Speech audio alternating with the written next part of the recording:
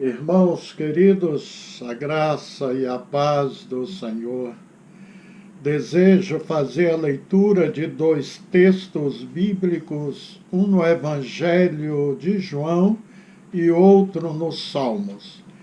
E ainda que tinha feito tantos sinais diante deles, não criam nele, para que se cumprisse a palavra do profeta Isaías, que diz: Senhor, quem creu na nossa pregação e a quem foi revelado o braço do Senhor, por isso não podiam crer. Então Isaías disse outra vez: cegou-lhe os olhos e endureceu-lhes o coração, a fim de que não vejam com os olhos e compreendam no coração e se convertam, e eu os cure. Isaías disse isto quando viu a sua glória e falou dele. Apesar de tudo, até muitos dos principais creram nele, mas não o confessaram por causa dos fariseus, para não serem expulsos da sinagoga, porque amavam mais a glória dos homens do que a glória de Deus. E Jesus clamou e disse: quem crê em mim, crê não em mim, mas naquele que me enviou. E quem me vê a mim, vê aquele que me enviou. João 12, 37 ao 45. Agora o Salmo 29, 1, 2. A ti clamarei, ó Senhor, rocha minha, não emudeças para comigo, não aconteça, caindo-te tu para comigo, que eu fique semelhante aos que descem ao abismo. Ouve a voz das minhas súplicas quando a ti clamar, quando levantar as minhas mãos para o teu santo oráculo. Queridos, conforme os textos lidos, a surdez das pessoas do passado foi resultado das suas próprias decisões de não querer ouvir a Deus. Então Deus não era obrigado a ouvir o clamor, não que a surdez de Deus seria a sua incapacidade, mas a sua decisão de não ouvir as súplicas oferecidas por homens moucos, surdos, tapados para com as coisas de Deus. Eu assisti um testemunho de um irmão que desejo compartilhar com vocês, uma vez que se trata de uma visão autêntica, percebe-se perfeitamente pelo seu relato. Um dedicado servo de Deus, de profissão, auxiliar de pedreiro, esse irmão possui um hábito muito salutar, o de jejuar com frequência e orar e ler a Bíblia diariamente. E num desses dias que ele estava fazendo jejum, ele disse que isso aconteceu numa quinta-feira, às 23 horas, quando foi deitar-se, depois do seu devocional que ele sempre fazia. Ele foi surpreendido com uma visão gloriosa. Um anjo chegou ao lado de sua cama e pegou pelo seu braço direito e o levou até a órbita da Terra. Do alto ele viu a Terra com seus continentes, mas de repente uma nuvem escura envolveu o globo terrestre e aparece ao lado desse irmão e do seu anjo um demônio enorme, e disse esse demônio para o irmão: ai de você se não estivesse com Jesus.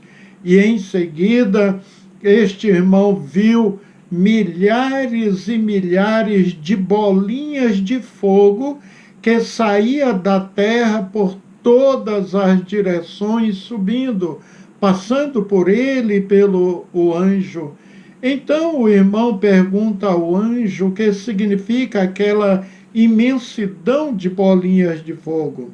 Então o anjo lhe responde que são as orações dos santos que estão subindo da terra em direção ao trono de Deus. Mas de repente o irmão viu uma bolinha de fogo subindo lentamente em zigue-zague, bem diferente das outras.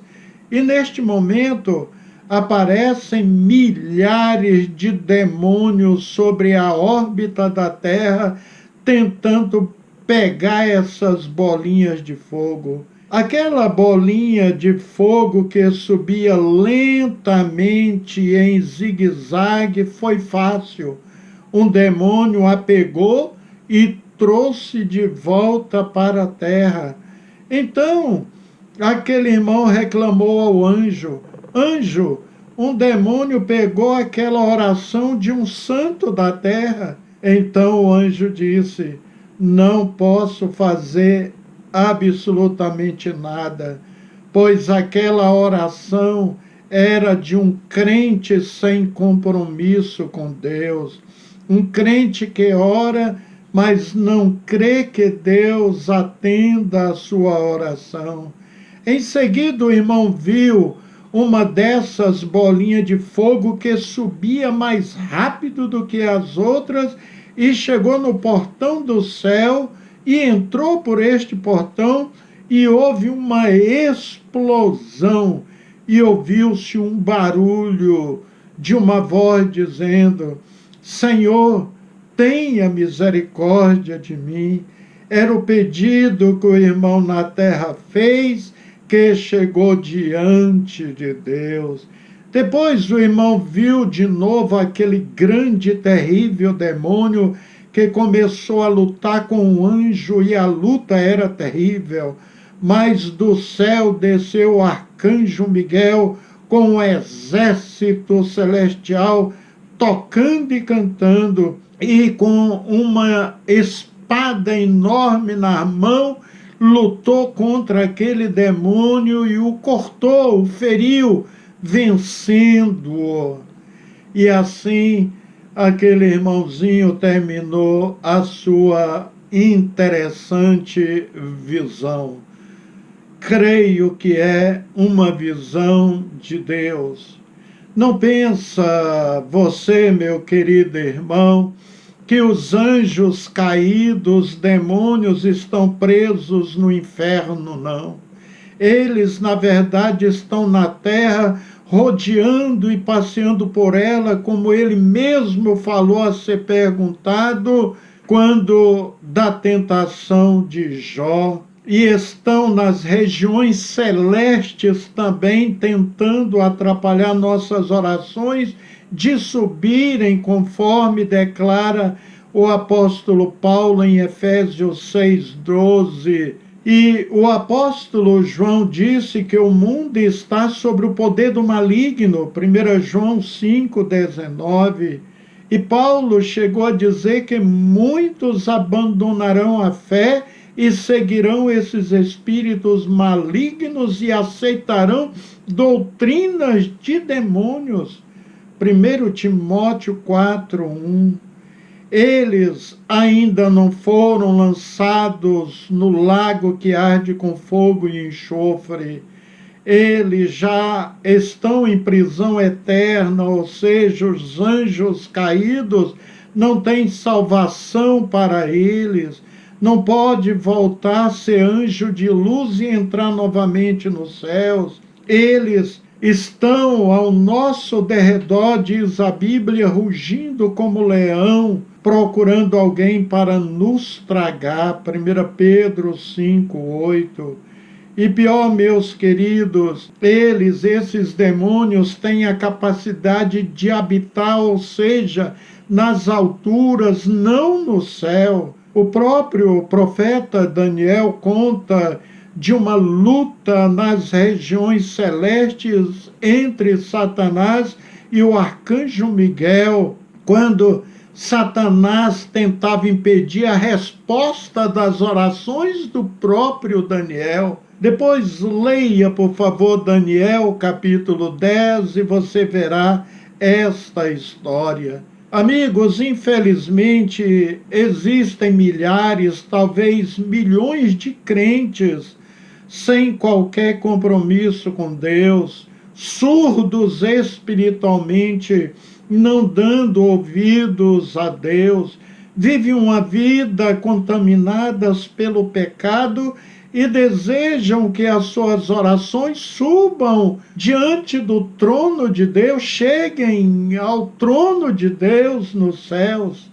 Davi, autor do Salmo 29 que lemos, considerou a possibilidade de Deus se tornar surdo diante das orações do homem também, ou seja, da mesma forma que a surdez dos homens é o resultado das suas decisões de não ouvir, a surdez de Deus não seria a sua incapacidade, mas a sua decisão de não ouvir as súplicas oferecidas por cristãos que vivem em rebelião, sem qualquer compromisso sério com Deus. Observe os versos 1 e 2. A ti clamarei, ó Senhor, rocha minha, não emudeças para comigo, não aconteça caindo-te tu para comigo, que eu fique semelhante aos que descem ao abismo.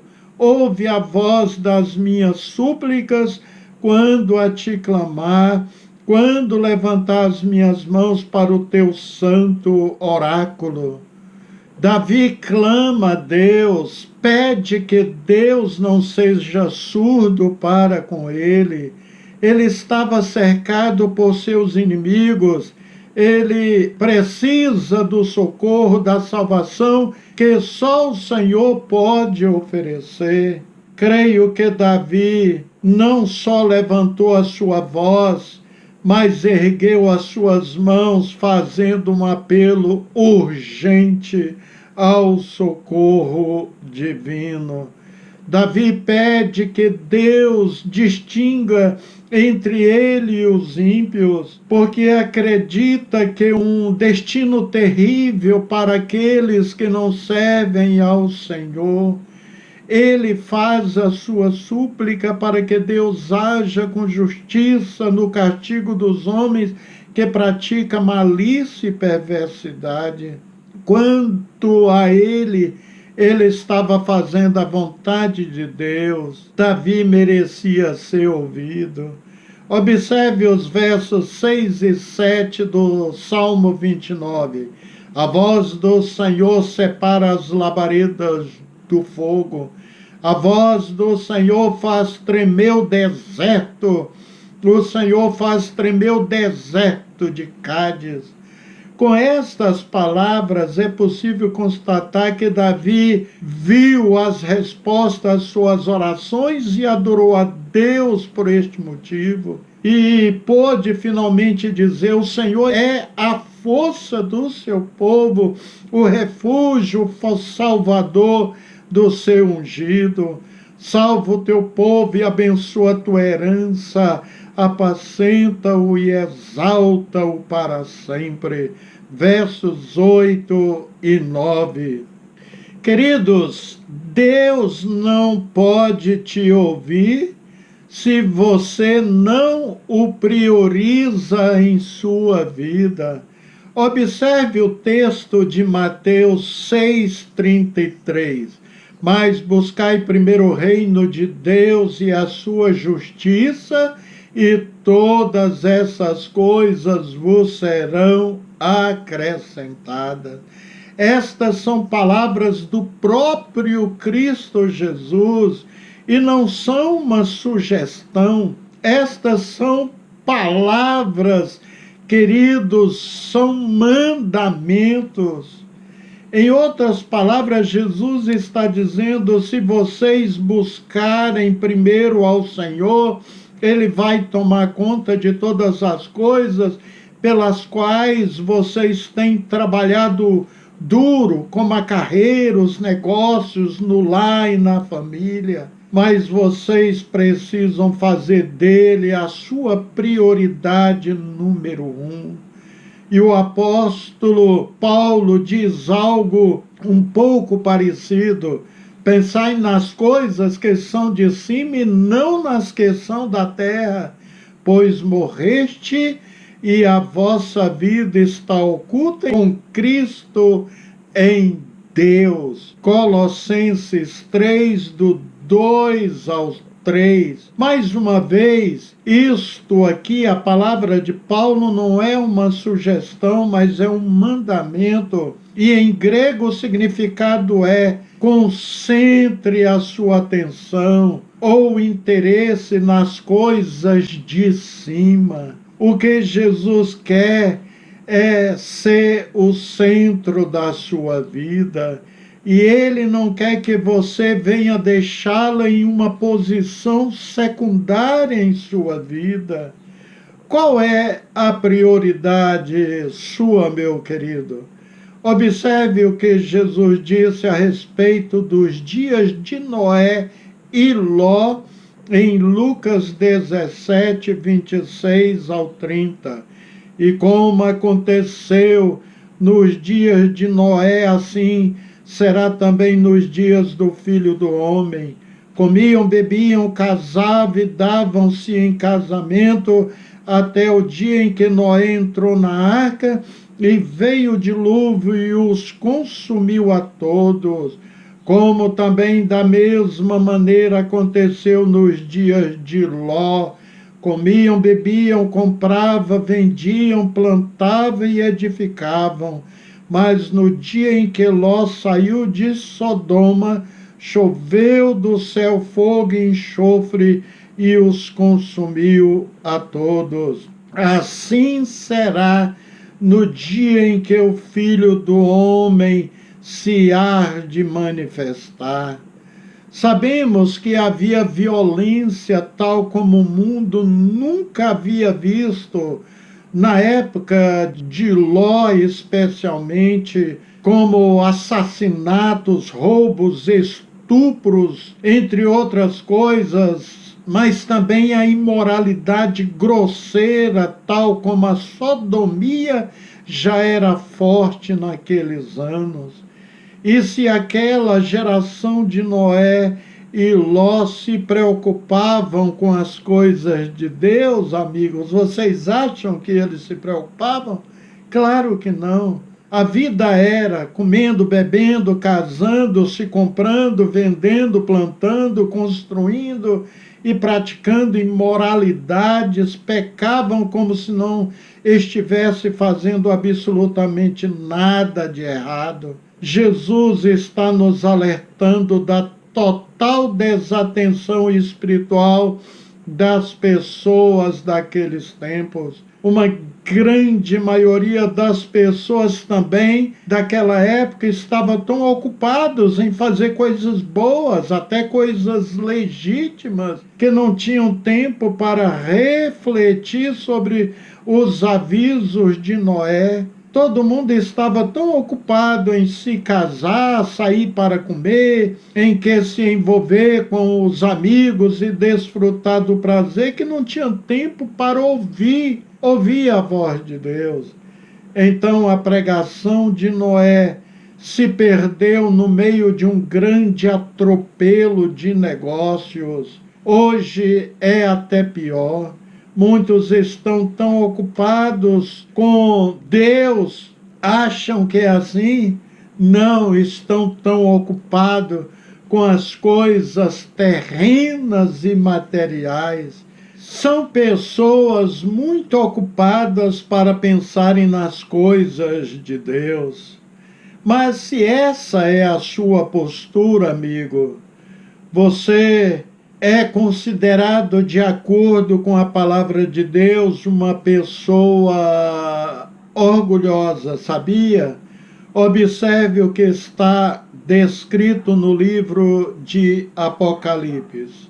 Dizes: sou rico, faço bons negócios, de nada necessito, e não sabes que és infeliz, miserável, pobre, cego e nu. Aconselho-te que compres de mim ouro provado ao fogo para ficares rico, roupas alvas para te vestires, a fim de que não apareça a vergonha da tua nudez, e um colírio para ungir os olhos, de modo que possas ver claro.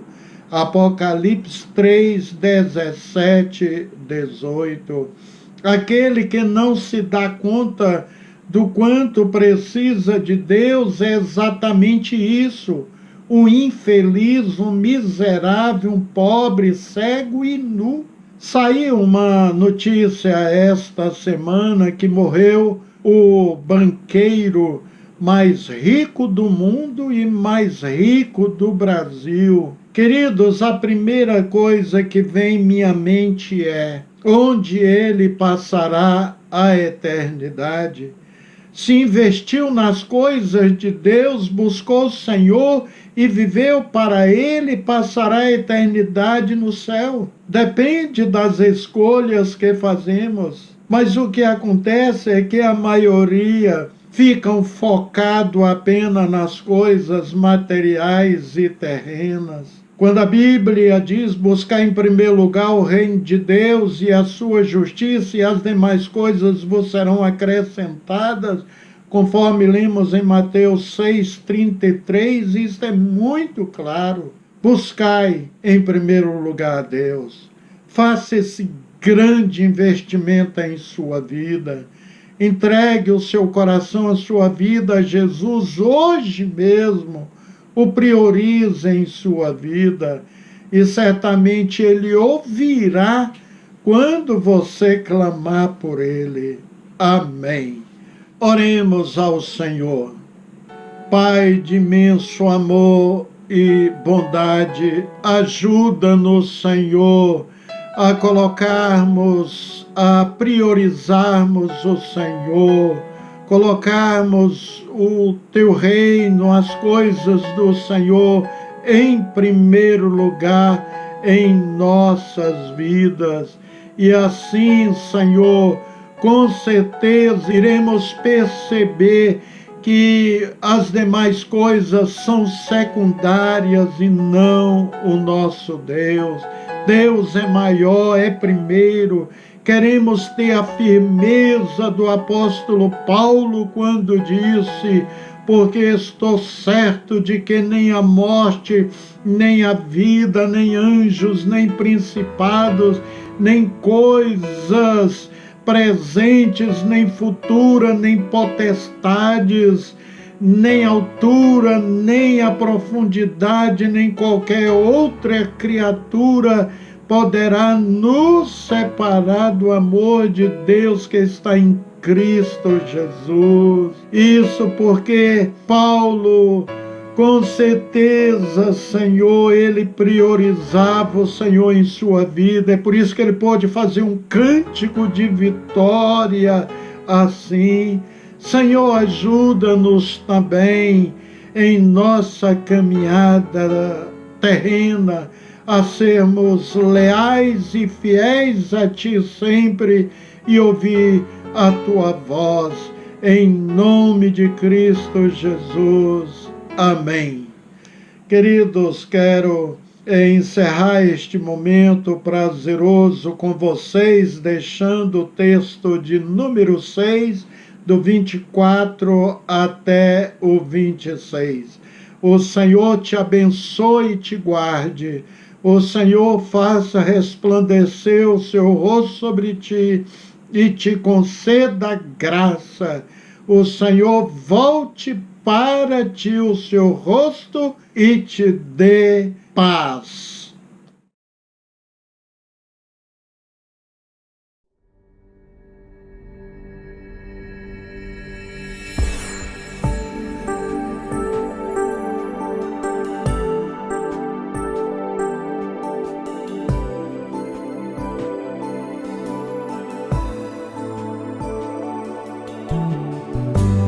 Pai, me dá teu colo, são dias difíceis que eu e minha casa temos sobrevivido.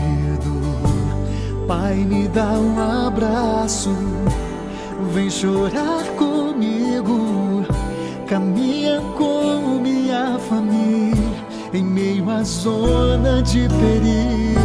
Não te peço prata e nem ouro, pois não é tudo o que preciso, mas te peço, vem Senhor, morar comigo.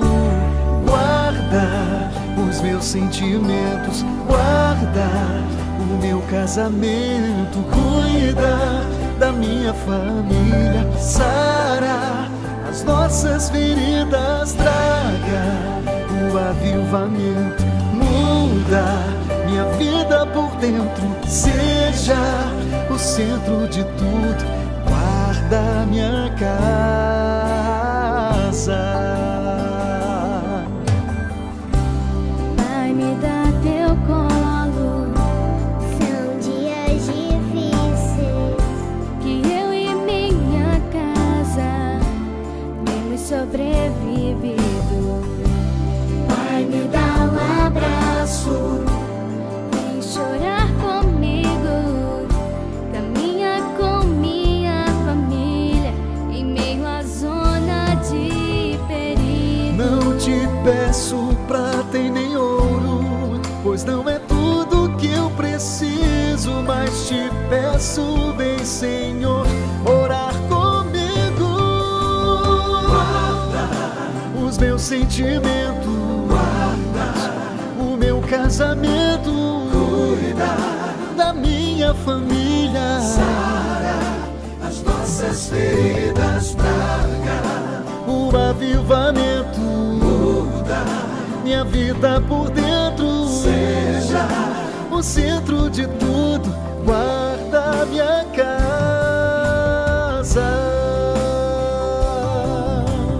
Eu e minha casa serviremos ao Senhor. Eu e minha casa serviremos ao Senhor. Eu e minha casa serviremos ao Senhor. Eu e minha casa serviremos ao Senhor.